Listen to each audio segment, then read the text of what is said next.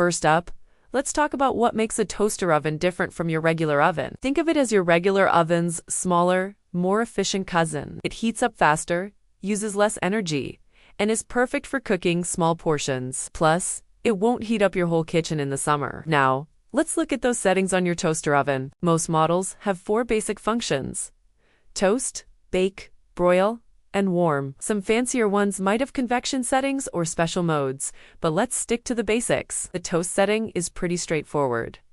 It turns on both the top and bottom heating elements evenly. But here's something most people don't realize.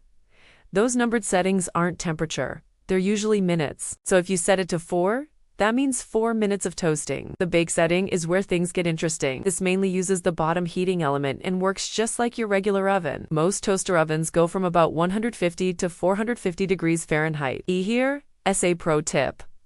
Get an oven thermometer, because those built-in temperature dials are always accurate. Broil is like your oven's secret weapon. It uses the top heating element only and gets super hot, perfect for melting cheese or getting a nice crust on top of dishes. Just remember, when you're broiling, keep a close eye on your food. Things can go from perfectly browned to burnt really quickly. The warm setting is pretty self-explanatory.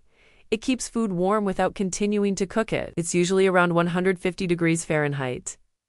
Now, let's talk about the rack positions. Most toaster ovens have 2 or 3 rack positions. The top position is best for broiling or getting more browning on top of dishes. The middle position is your go-to for most baking and toasting. The bottom position is great for taller items, or when you need more distance from the top heating element. Here's something important that nobody tells you about: preheating. Yes, your toaster oven needs to preheat just like a regular oven. The good news: it usually takes only about 5 minutes instead of 15 or 20. Let's talk about cleaning, because this is crucial. That crumb tray at the bottom, pull it out and clean it regularly. Those crumbs can burn and smoke if you let them build up. And while we're talking about cleaning, never use harsh abrasive cleaners on the inside. A damp cloth and some mild soap is all you need. Some quick safety tips: always use oven mitts.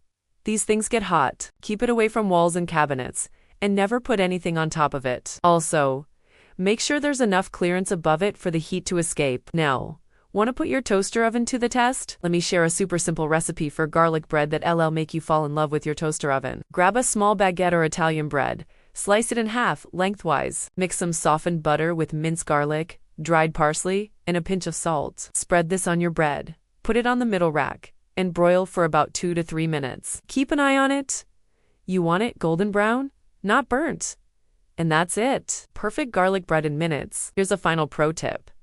Get yourself a small baking sheet that fits your toaster oven. The regular size ones from your kitchen probably won't fit, and having the right size makes everything easier. Remember, your toaster oven can do way more than just toast. It's perfect for reheating leftovers, cooking small portions, and even baking a couple of cookies when you don't want to fire up the big oven. Play around with it, experiment a little, and you'll be surprised at how much you end up using it. And that's pretty much everything you need to know about your toaster oven. Give that garlic bread recipe a try, and let me know how it turns out in the comments below. If you liked this guide, don't forget to hit subscribe for more kitchen tips and tricks. See you in the next video.